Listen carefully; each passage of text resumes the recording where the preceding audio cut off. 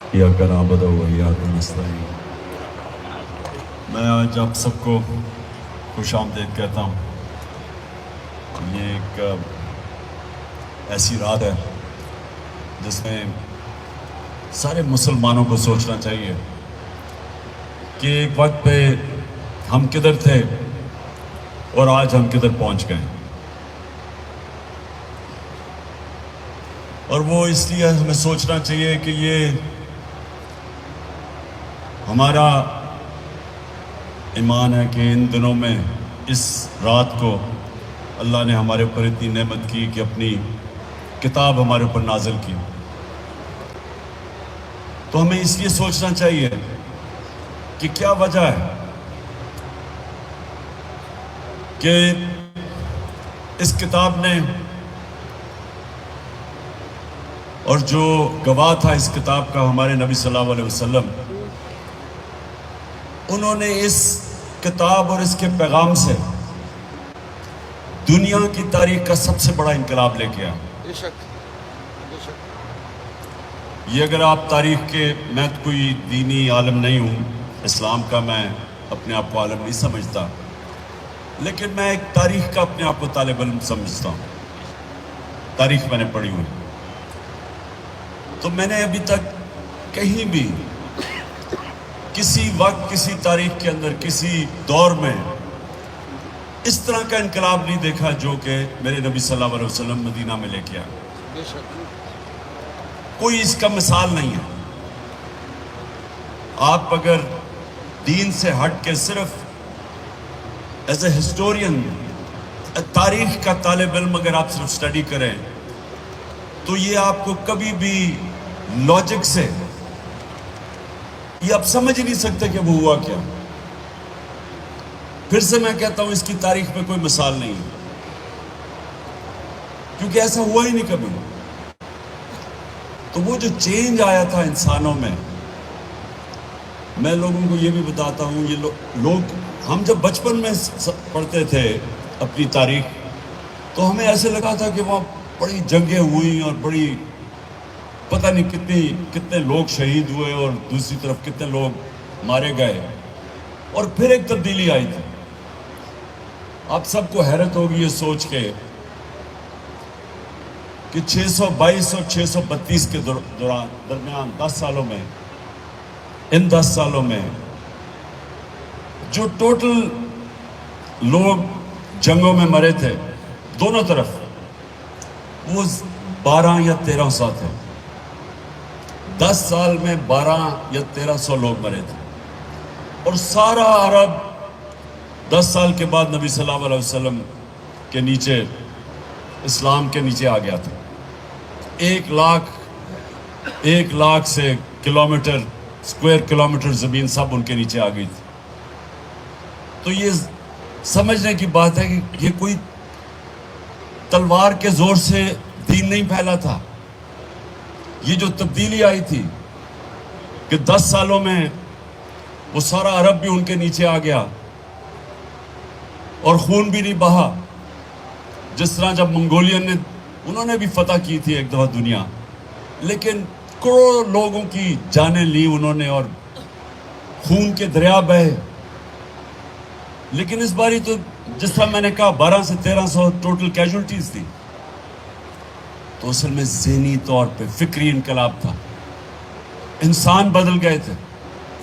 कुरान की जो आयत है कि मैं कभी किसी कौम की हालत नहीं बदलता जब तक वो कौम खुद अपनी हालत बदलने की कोशिश ना करे। तो इंसानों ने अपने आप को बदला था और वो पैगाम था कुरान के अंदर। और वो नबी सल्लल्लाहु अलैहि वसल्लम वो चलते फिरते कुरान थे, इसलिए अल्लाह का हुक्म था उनकी उस सुन्नत पे चलो, उनकी शरिया पे चलो। तो इस पैगाम ने इंसानों को बदल दिया और उन इंसानों ने दुनिया की इमामत की। यानी ये अगर आप देख लें कि 625 जंग बदर और 11 साल के बाद यारमुक की जंग, जिधर रोमन एम्पायर यारमुक में हारता मुसलमानों से, और उसके अगले साल दूसरा सुपर पावर पर्शियन एम्पायर, वो उनके सामने घुटने टेकता है। 11 और 12 सालों जंगे बदर के बाद 313 लड़ने वाले, ये कोई समझा दे कि ये हुआ क्या। 11 और 12 सालों के बाद दुनिया की 2 सुपर पावर्स उनके सामने घुटने टेक देती हैं। तो वो क्या चेंज आई थी। मुझे अफसोस से कहना पड़ता है, मैंने ये कभी, मैं इतने छोटा सा था जब मेरे वालिद मुझे ले जाते थे जुमा के खुतबे पे, मैंने कभी किसी को ये बताते नहीं सुना कि ये क्या हुआ था। और मैंने अपने स्कॉलर्स जो हैं, जो मुसलमान स्कॉलर्स हैं, मैंने उनमें कभी नहीं देखा कि इसके ऊपर कोई इसको रिसर्च करे कि क्या चेंज आया था, ये कैसे हुआ था। क्योंकि इसकी कोई एक्सप्लेन, बयान नहीं कर सकता, कोई नहीं बता सकता कि ये क्या हुआ था। असल में हुआ था, एक पैगाम आया और नबी सल्लल्लाहु अलैहि वसल्लम ने उस पैगाम के ज़रिए इंसानों को आज़ाद कर दिया। ये याद रखिए कि जो आज़ादी है, अल्लाह ने अपनी आज़ादी के लड़ने के लिए इसको जहाद कहा है। अगर आप अपनी आज़ादी के अंदर की जंग लड़ते हुए मरते हैं तो आप शहीद का रुतबा दिया। और पैगम्बरों के बाद शोहदा का रुतबा है, इतना बड़ा रुतबा दिया है। इसका मतलब आज़ादी को इतनी अहमियत दी है कि ग़ुलाम कौम आगे नहीं बढ़ सकती, सिर्फ आज़ाद इंसान ऊपर जाते हैं। और असल में ला इलाहा इल्लल्लाह उधर से ही आज़ादी शुरू होती है। जब आप ये बयान करते हैं कि अल्लाह तेरे सिवा मैं किसी के सामने नहीं झुकूंगा, तो ये आपका आज़ादी का सफ़र शुरू हो जाता है। और फिर अंदरूनी आज़ादी कि जब आप खौफ, ये बहुत बड़ा बुत है। मेरी ज़िंदगी में जो लोग ऊपर नहीं जा सकते, वो अपने खौफ के ऊपर काबू जो नहीं पाता, वो ऊपर नहीं जाता किसी शोबे में भी। जो इंसान खौफ के ऊपर काबू नहीं पाता, उसने आज तक बड़ा काम नहीं किया। जो मैं मिसाल देता हूँ, जो शख्स सबसे पहले सबसे ऊंचे पहाड़ पे चढ़ा था आज से कुछ 70 साल पहले, तो उससे पहले सब लोग जो ऊपर चढ़ने गए थे माउंट एवरेस्ट के, वो मर गए थे और शायद थोड़े से तो बच के वापस आ गए थे। तो सोचें कि जब उसने फैसला किया चढ़ने का, तो उसने सबसे पहले अपने खौफ के ऊपर काबू पाया। और कुरान की आयत है कि जो लोग ईमान ले आए मैं उनके खौफ दूर कर देता हूँ। उन लोगों के खौफ दूर कर दिया अल्लाह ने। वो जो अरब जिनकी हैसियत ही कोई नहीं थी, 2 सुपर पावर दोनों तरफ,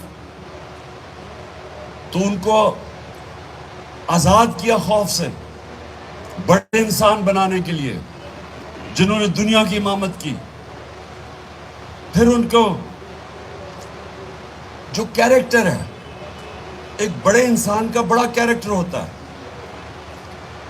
जो मिसाल थी सादिक और अमीन की, सच्चा और इंसाफ करने वाला, जो उनके सहाबा थे सब लीडर बन गए, जो उनके इर्द गिर्द थे वो लीडर्स बन गए, इंसानों को लीडर्स बना दिया।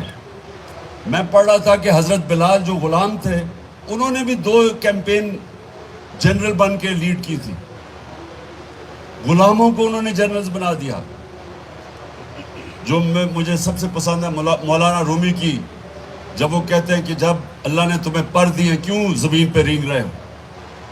सब इंसानों के पास पर है, लेकिन उस परवाज़ के लिए एक रास्ता चाहिए, और वो रास्ता आप 5 वक्त की नमाज में मांगते हैं कि अल्लाह उसके रास्ते पे लगा जिनको नेमतें बख्शी।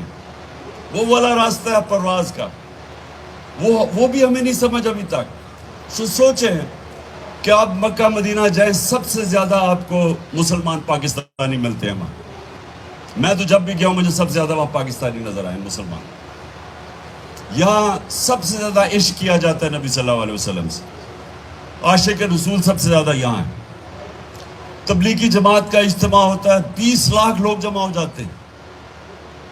लेकिन ये पूछें कि क्यों हमारे ये हालात हैं आज, कि दुनिया में घुटनों पे आप फिर रहे हैं, भीख मांगते हुए फिर रहे हैं, मुल्क गरीब है, लेकिन पाकिस्तानी अमीर तरीन है, अरबों रुपए की इनकी प्रॉपर्टीज बाहर हैं, लेकिन मुल्क गरीब है। क्योंकि हम इतना दूर चले गए उस पैगाम से, جس پیغام نے مسلمانوں کو اوپر لے کے گیا تھا، ایک دفعہ جو ایک پیغام اوپر لے کے گیا تھا، آج ہم وہ پیغام سے دور چلے گئے.